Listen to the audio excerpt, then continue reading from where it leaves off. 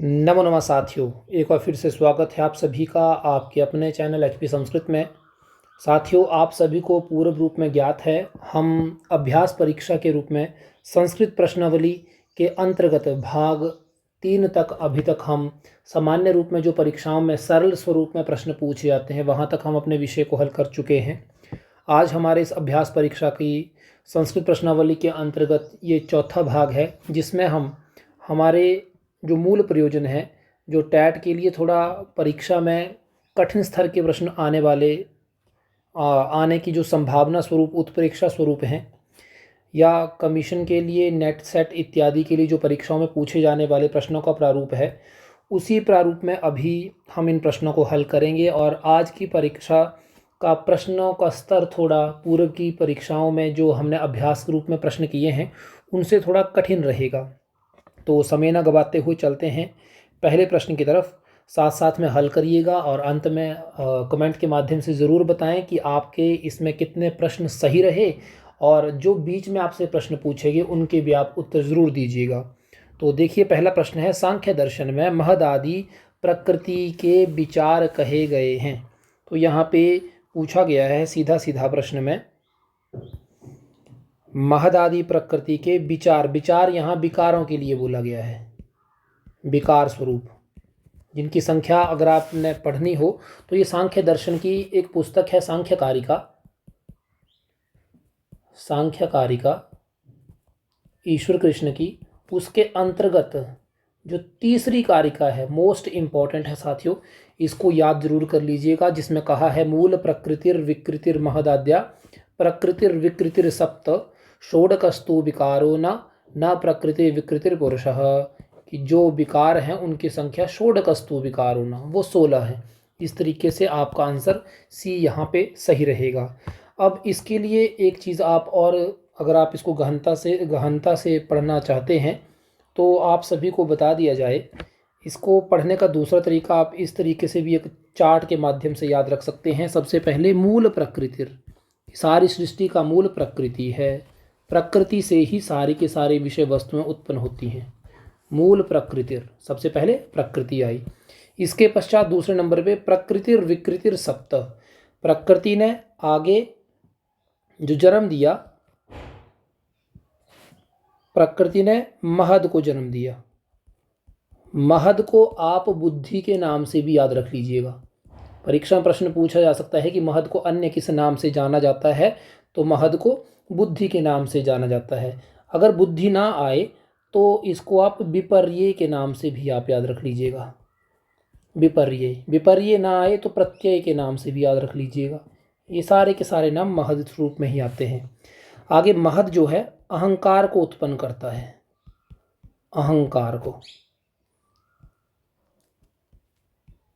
अहंकार आगे चल करके सबसे पहले 5 तन मात्राओं को पैदा करता है, तन मात्र को पैदा करता है, जिसमें तन मात्राओं में आने वाले जो स्वरूप हैं शब्द स्पर्श आदि हैं। शब्द स्पर्श रूप रस आदि, शब्द स्पर्श रूप रस गंध आदि, इस तरीके से ये 5 तन मात्राएं जो है 5 महाभूतों को उत्पन्न करती है। साथियों, यहाँ से प्रश्न आता ही आता है इस कारिका से। अब 5 महाभूत कौन कौन से हैं? आकाश, वायु, अग्नि, जल, पृथ्वी आदि, ये जो हैं ये 5 हैं। इसके अलावा अहंकार जो है 5 ज्ञान इंद्रियों को पैदा करता है, जिसमें आपकी आंख, नेत्र आदि आते हैं, श्रोत्र आदि आते हैं इत्यादि, ये 5 हैं। इसके अलावा 5 कर्म इंद्रियों को पैदा करता है। ये 5 कर्म इंद्रियाँ कौन कौन सी हैं? वाक, पाणी, पाद, पायु, उपस्थ इत्यादि, ये 5 है। और एक मन को पैदा करता है। अब हमारे लिए जो प्रश्न था यहाँ पूछा गया था, अब इस प्रश्न के अनुसार हमारे लिए जो प्रश्न बनते हैं, सबसे पहले क्वेश्चन आता है मूल क्या है? तो आपको पता होना चाहिए पूरी सृष्टि का मूल प्रकृति है, सारी की सारी विषय वस्तुएं प्रकृति से ही उत्पन्न होती हैं। सबसे पहले तो आपने याद रखना है। दूसरे नंबर पे आता है, जिसकी संख्या 1 है, दूसरे नंबर पे आता है प्रकृतिर विकृतिर सप्त, प्रकृति और विकृति, इनकी संख्या कितनी है? दूसरे नंबर पे आपसे यही सवाल यहाँ पे बनता है। प्रकृति प्लस विकृति, जिनकी संख्या बताएगी 7। अब ये 7 कौन कौन से हैं? जो किसी से पैदा होते हैं, आगे किसी को पैदा करते हैं। जैसे ये महद है, ये प्रकृति से पैदा हुआ और इसने अहंकार को पैदा किया, तो एक तो ये हो गया। दूसरे नंबर पे है अहंकार, जो महद से पैदा हुआ, उसने आगे औरों को पैदा किया, दूसरा ये हो गया। आगे यहाँ पे अगर आप देखेंगे, तीसरा आपका यहाँ पे आ रहा है ये 5 तन्मात्राएं, जो ऊपर अहंकार से पैदा हुई और नीचे पैदा कर रही है पंच महाभूतों को। तो इस तरीके से जो प्रकृति विकृति स्वरूप है, इसमें आपकी 5 तन्मात्राएं आती हैं, प्लस आपका अहंकार आता है और प्लस एक आपका महद आता है। इस तरीके से ये 7 बन गई, प्रकृति विकृति सप्त। अगला हमारा यहाँ क्वेश्चन जो आज का था, ये था षोडकस्तु विकारो न, जो विकार हैं जो आगे किसी को पैदा नहीं करते हैं। तो देख लो, ज्ञान इंद्रियों ने आगे किसी को पैदा नहीं किया तो 5 ज्ञान इंद्रियाँ हो गई। कर्मेंद्रियों ने आगे किसी को पैदा नहीं किया तो 5 कर्मेंद्रियाँ हो गई। पंच महाभूत, जिसने आगे किसी और को पैदा नहीं किया तो ये 5 हो गई। और एक आगे आपका चौथा मन, जिसने आगे किसी को पैदा नहीं किया, तो ये षोडकस्तु विकार होना। अच्छा, एक और चीज़, और जो इन सबसे बच गया, जो ना प्रकृति है, मतलब ना वो किसी से पैदा होता है, ना विकृति, ना आगे वो किसी को पैदा इत्यादि करता है, तो वो एक है जिसको ज्ञ के नाम से जाना जाता है। अगर क्वेश्चन आ जाए सांख्य दर्शन के अनुसार ज्ञ कौन है, तो ये पुरुष को नाम है, या पुरुष की संज्ञा क्या है, तो ज्ञ है। तो एक ये है। अगर आप काउंट करेंगे, अब लास्ट में कंक्लूजन में देखें, तो आपके पास आ रहा है, एक आया आपके पास मूल प्रकृति, 7 प्रकृति विकृति, 16 विकार, और एक आपका आया ज्ञ, जो इन सब कुछ जानने वाला है। अगर आप इनको ऐड करेंगे तो टोटल 25 तत्व, जो सांख्य दर्शन में तत्वों की संख्या है वो 25 ही बताई गई है। ये आपने याद रखना है, बहुत इंपॉर्टेंट है। सांख्य कारिका की तीसरी कारिका को आपने याद कर लेना है, मोस्ट इंपॉर्टेंट है, हर एक परीक्षा में पूछा जाता प्रश्न है। सुवर्ण सप्तति, हिरण्य सप्तति, कनक सप्तति किस कृति के अन्य नाम है? तो ये तीनों की तीनों नाम सांख्य कारिका के हैं। सांख्य कारिका में 70 कारिकाएं हैं परीक्षा के अनुसार। जो प्रश्न बनता है 72 नहीं करने, आपने 70 ही याद रखना है। मोस्ट इंपॉर्टेंट प्रश्न है, 70 कारिकाएं हैं, ईश्वर कृष्ण की रचना है। ठीक है जी, इसको आपने याद रख लेना है। अगला प्रश्न देखिए, पूछा गया है जगतः पितरौ वंदे पार्वती परमेश्वरौ। ये पार्वती परमेश्वरौ द्विवचन है। ये श्लोकार्थ किस ग्रंथ का है? तो इसके पृष्ठभूमि अगर हम बात करें तो पहली बात तो आपने याद रखना है, ये कालिदास के द्वारा कहा गया आरंभिक शब्द ही है जब इन्हें ज्ञान की प्राप्ति हुई। तो इसके पीछे भी कहानी आती है कि ये कहाँ से है इत्यादि। तो आप सबने एक चीज़ इसमें याद रखनी है कि इसका जो आरंभिक स्वरूप है वो है बागर्था बिब संपृक्तौ, बागार्थ प्रतिपतये। एक तो आपने मंगलाचरणों को आपने याद रखना है, बागर्था बिब संपृक्तौ, बागर्थ प्रतिपतये जगतः पितरौ वंदे पार्वती परमेश्वरौ। ये जो मंगलाचरण है ये रघुवंश का है, रघुवंश का ये मंगलाचरण है। सबसे पहले तो आपने इस तरीके से इसको याद रख लेना है। इसके अलावा जो शेष हैं, जैसे किरातार्जुनीयम है, तो किरातार्जुनीयम का मंगलाचरण श्रियः करुणा मधिपस्य पालिनीम इत्यादि, इसको आपने याद रख लेना है। इसके अलावा अगर काव्य प्रकाश की अगर हम बात करें तो नियतिकृत नियम रहिताम, नियतिकृत नियम रहिताम, नियतिकृत नियम रहिताम आह्लादेकमयी परतंत्राम। इस तरीके से कुमार संभवम जो अस्त्युत्तरस्याम,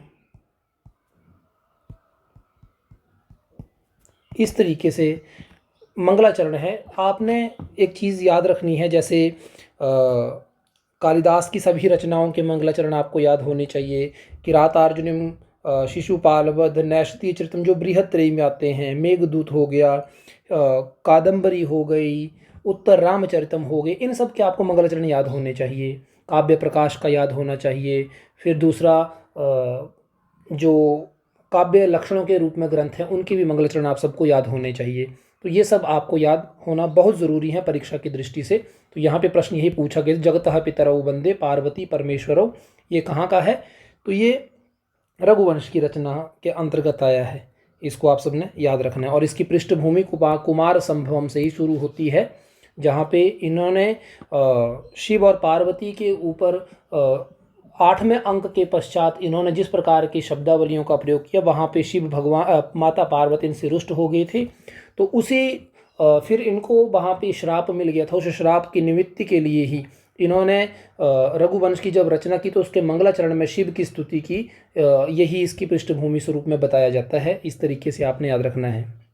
अगला प्रश्न देखिए, पूछा गया है साधर्म्यम उपमा भेदे, उपमा का लक्षण लिखा है, किसने लिखा है? 2 लक्षण आपने उपमा के संदर्भ में याद रखने हैं। एक तो ये है साधर्म्यम उपमा भेदे, जो मम्मट के द्वारा उनके काव्य प्रकाश के अंतर्गत बताया गया है, एक तो आपने याद रखना है।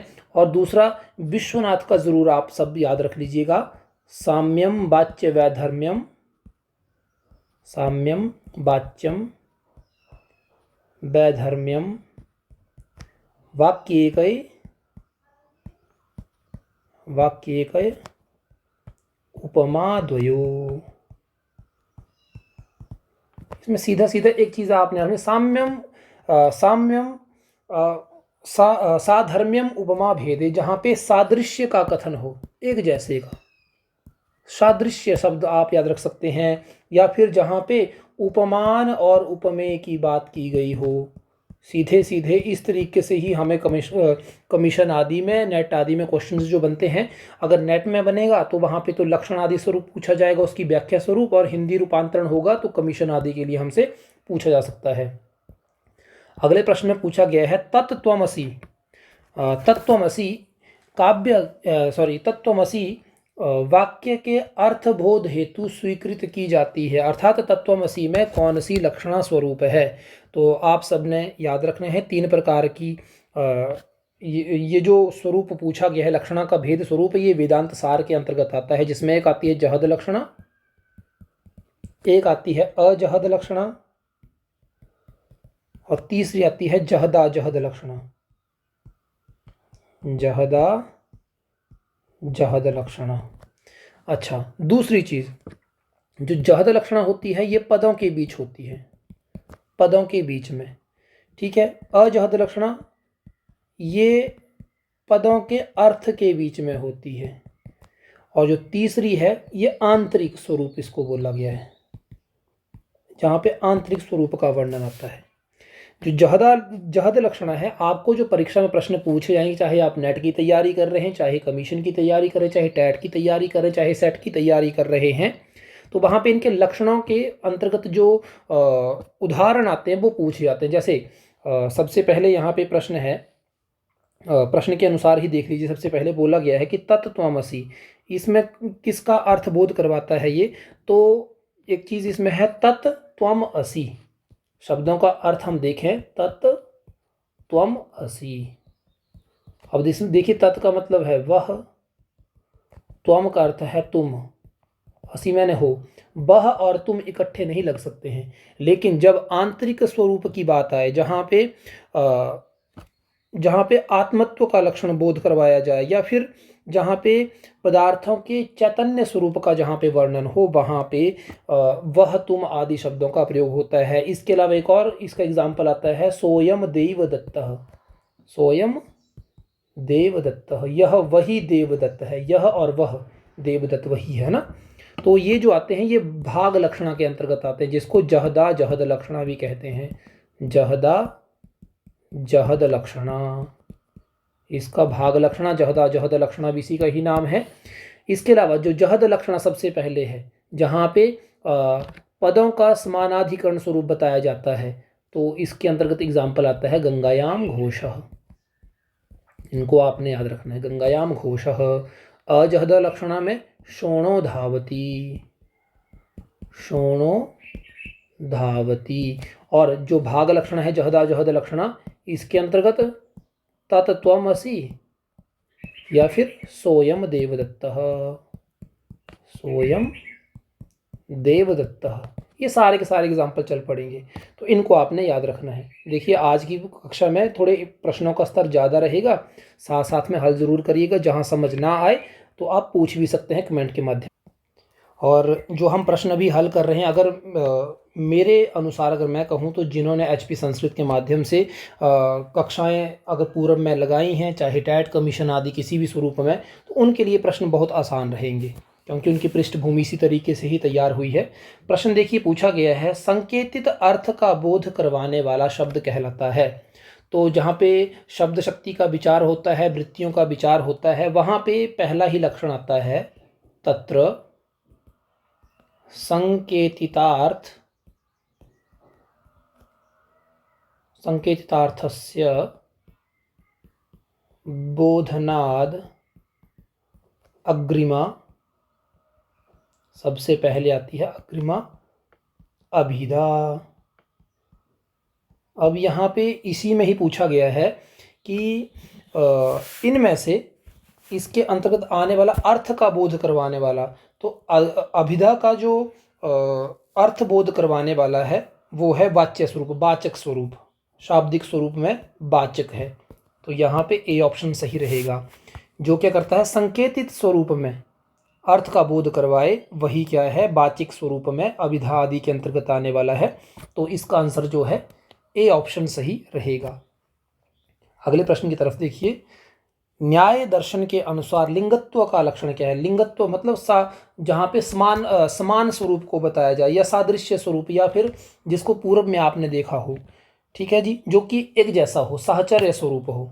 तो यहाँ पे लिंगत्व का बोध करवाने वाला है व्याप्ति वलेनार्थ गमकत्वम लिंगत्वम। तो जो क्या करता है, जो कि सादृश्य स्वरूप में या फिर समानाधि स्वरूप में जो है, या साहचर्य स्वरूप में जो बोध करवाए, वही लिंग का एग्जाम्पल है। लिंग और लिंगी स्वरूप में यहाँ पे प्रश्न बनता है। लिंग यहाँ पे धुएं इत्यादि के लिए बोला गया है, और ये अनुमान के अंतर्गत आने वाला विषय है, अनुमान लक्षण में। अगले प्रश्न में पूछा गया है, अज्ञान की दो शक्तियाँ वेदांत में कौन कौन सी कही गई हैं। यहाँ पे अज्ञान की दो शक्तियों का वर्णन आया है, आवरण और विक्षेप। ये अज्ञान की दो शक्तियाँ हैं, ये आपने याद रखना है। जिसमें जो आवरण है, इसका कार्य क्या है, आवृत करना, ढकना, सत्य को छिपाना। आवृत करना अर्थात सत्य को छिपाना। और दूसरा है विक्षेप, इसमें क्या है, ये सत से असत की उद्भावना आदि स्वरूप को करता है, या फिर इसमें तम की प्रधानता, तमोगुण की प्रधानता होती है। विक्षेप में तमोगुण की प्रधानता होती है। इस चीज़ को भी आप सब याद रख सकते हैं। आवरण विक्षेप ये जो हैं अज्ञान की दो शक्तियां हैं। अगले प्रश्न की तरफ देखिए, पूछा गया है, रामायण कथा के प्रसंग में सुग्रीव आदि का वृतांत को कहा जाता है। अब यहाँ पे आपने एक चीज़ याद रखनी है, यहाँ पे दो विषय बहुत इंपॉर्टेंट है, एक है प्रकृति और दूसरा है पताका। जो प्रसंग लंबे समय तक चले, दूर तक चले, लंबे अथवा दूर तक चले,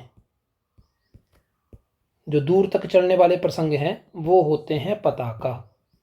जैसे सुग्रीव का वर्णन जो है रामायण में किष्किंधा कांड से चला था और कहाँ तक रहा था, उत्तरकांड तक रहा था, तो ये लंबा है, तो ये पताका है। दूसरा प्रकृति है, जो कि थोड़े, जहाँ पे थोड़ा सा प्रसंग आए।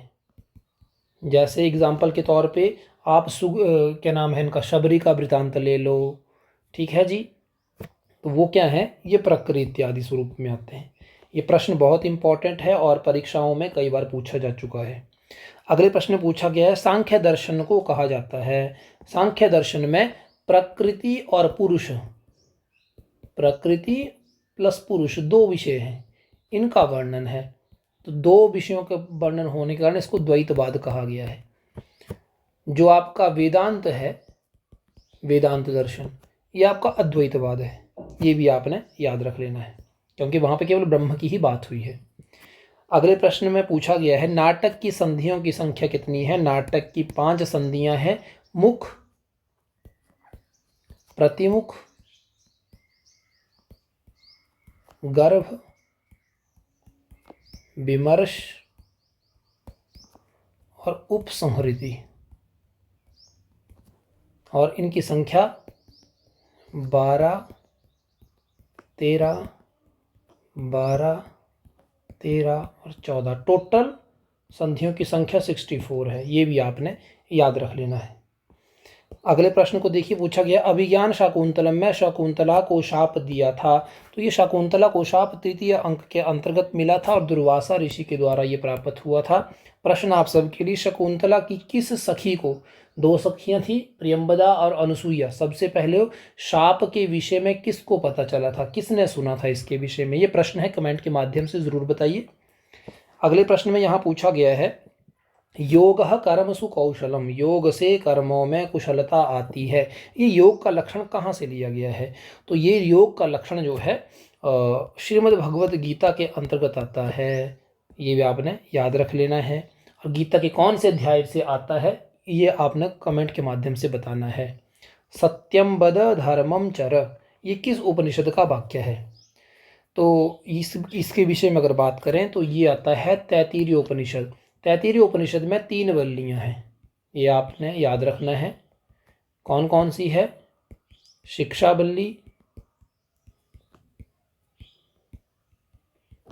दूसरा है ब्रह्मानंद वल्ली,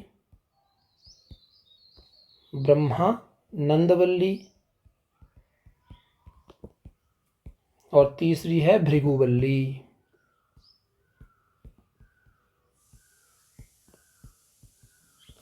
शिक्षावल्ली अथ शिक्षा व्याख्यास्यामः, जिसमें आपके जो शिक्षा आदि स्वरूप में है, वर्ण साम संताप आदि विषय जो सारे के सारे यहीं से ही लिए गए हैं, जो वेदांग आदि के अंतर्गत आते हैं। ब्रह्मानंदवल्ली के अंतर्गत ये सारे के सारे विषय बताए हैं। शिक्षावल्ली में ही सत्यम वद धर्मम चर स्वाध्यायानम अप्रमदः इत्यादि बताया गया है। ब्रह्मानंदवल्ली में पंचकोश का वर्णन है, पंचकोश का वर्णन यहीं पे आता है। और भृगुवल्ली में वरुण और भृगु का संवाद आपस में बताया गया है, जहाँ पे अन्नम नान निंद्यात्, अन्न की निंदा नहीं करनी चाहिए।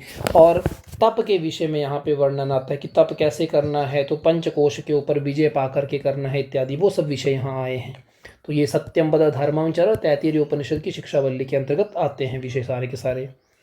अगला प्रश्न है सुखनाशोपदेश किस ग्रंथ का भाग है? तो ये शुकनाशोपदेश जो है इसके अंतर्गत अगर इसमें बात करें तो ये जो विषय है ये कादंबरी के अंतर्गत ही आता है, जहाँ पे मंत्री शुकनाश जो है राजा के पुत्र को ज्ञान देते हैं, नीति पर्क विषय के बारे में बताते हैं, तो वहीं पर ही ये विषय आता है। कादंबरी किसकी रचना है, कमेंट के माध्यम से ज़रूर बताएं। और कमेंट के माध्यम से यह भी बताएं कि कादंबरी भाग जो कादंबरी रचना है इसको पूर्ण किसने किया था। अगला प्रश्न देखिए, पूछा गया है हितम मनोहारी च दुर्लभम वचः, जो हितकर वचन होते हैं और मन को मोहने वाले वचन होते हैं वो बहुत कम सुनने को मिलते हैं। ये वाक्य कहाँ से है? तो ये किरातार्जुनीयम के अंतर्गत है।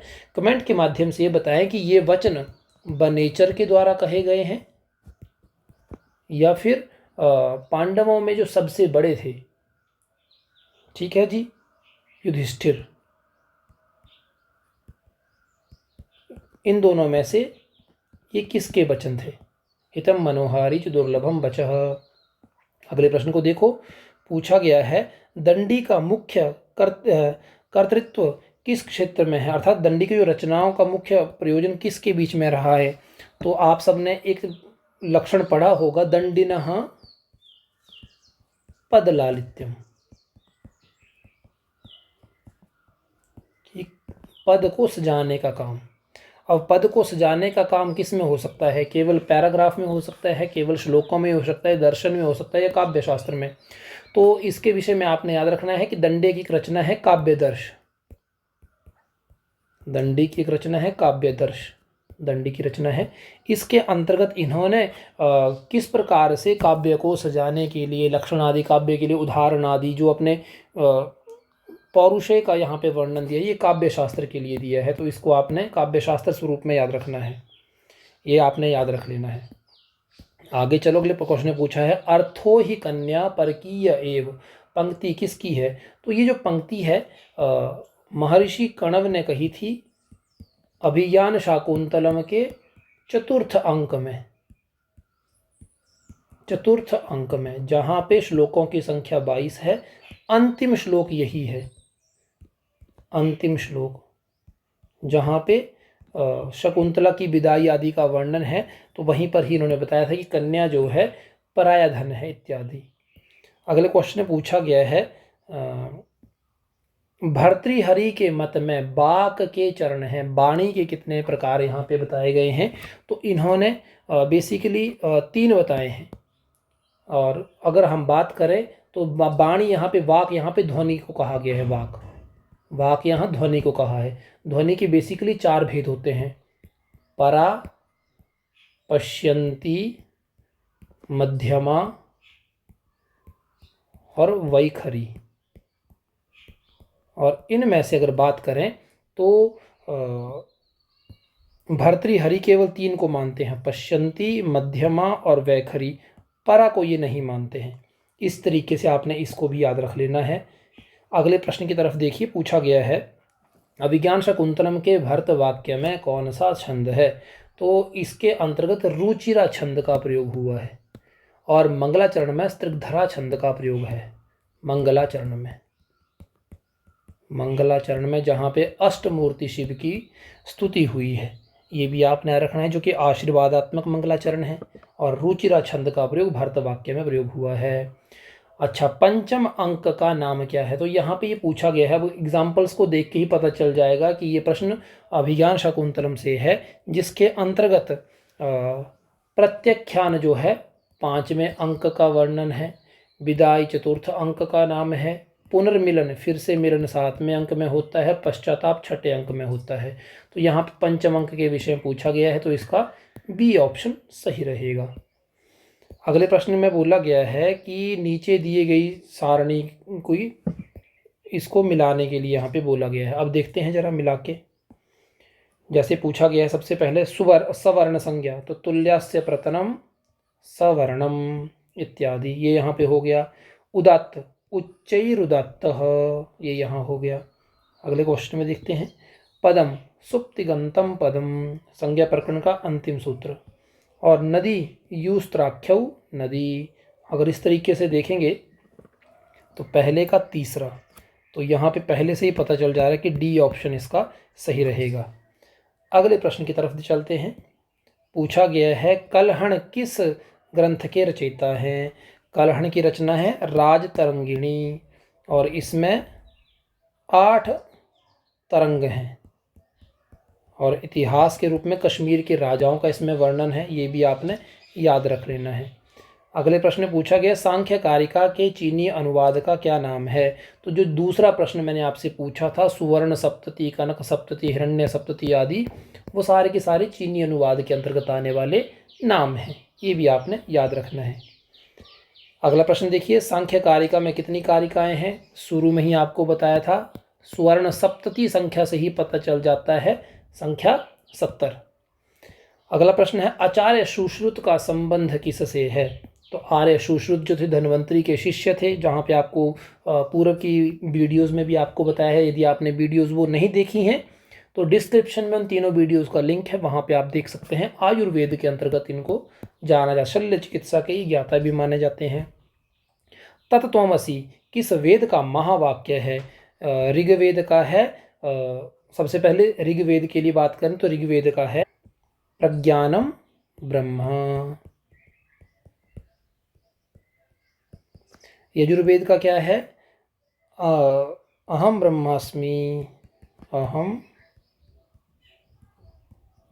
ब्रह्मास्मि। सामवेद का तत्त्वमसि, और अथर्ववेद का अयमात्मा ब्रह्मा। ये हो गए, तो यहाँ पे तत्त्वमसि सामवेद का है। अच्छा, एक और प्रश्न यहाँ पे, ये तत्त्वमसि है, ये जो महावाक्य है ये कौन से मठ का है। मठ, अब मठों में भी स्वरूप आपको पता है, मठ 4 हैं शंकराचार्य के द्वारा बनाए गए मठों में। तत्त्वमसि मठ किस मठ का ये महावाक्य है, ये भी आप सबने बताना है कमेंट के माध्यम से। शुक्ल यजुर्वेद किस संप्रदाय से संबंधित है? तो दो आपको संप्रदाय बताए थे, ब्रह्म संप्रदाय और आदित्य संप्रदाय। तो ब्रह्म संप्रदाय जो है कृष्ण यजुर्वेद का है और आदित्य संप्रदाय जो है शुक्ल यजुर्वेद का ही भाग है, इसी को इस नाम से जाना जाता है। दुष्यंत की प्रथम पत्नी कौन थी? दुष्यंत की प्रथम पत्नी का नाम था वसुमती, दूसरी का नाम था हंसपदिका, तीसरी का नाम था शकुंतला। इनका वर्णन अभियान शकुंतलम के 5वें अंक में आता है वर्णन। अंतिम प्रश्न जिसमें पूछा गया है, बृहस्पति किस स्थान पर बलवान होता है? बृहस्पति जो गुरु ग्रह है ये किस स्थान पर बलवान होता है, सबसे बली कहाँ पर होता है? तो बृहस्पति सबसे अधिक लगन में बली होता है। इसके लिए एक श्लोक आता है, एको बहूनि दुरितानि सुदुस्तराणि भक्त्या प्रयुक्त इव शूलधर प्रणामः। मतलब बृहस्पति उस तरीके से लगन में फल देता है जिस तरीके से भगवान भोले बाबा को एक बार केवल भाव से किया हुआ प्रणाम सारे के सारे कष्टों को दूर करता है, उसी प्रकार यदि बृहस्पति लगन में हो तो वो सबसे अधिक बलशाली होता है और सभी के सभी कष्टों का निवारण स्वयं ही कर देता है। तो इस तरीके से इसका सी ऑप्शन सही रहेगा। और आप सभी के लिए यही कामना है कि जिस लक्ष्य से आप इन वीडियोस को देख रहे हैं आप उस लक्ष्य की प्राप्ति करें। और यदि आप किसी प्रकार का संशय हो तो आप कमेंट के माध्यम से पूछ सकते हैं। और जिन्होंने पूर्व मैच भी संस्कृत के माध्यम से कक्षाएं चलाई हैं, जिन कक्षाओं में इन्होंने भाग लिया है, जिनको इन्होंने देखा है, तो मुझे आशा है कि उन सबको इन प्रश्नों में किसी प्रकार की कोई परेशानी नहीं आई होगी। यदि आई होगी तो आप स्वच्छंद रूप से कभी भी पूछ सकते हैं। अध्ययनशील रहें। नमो नमः।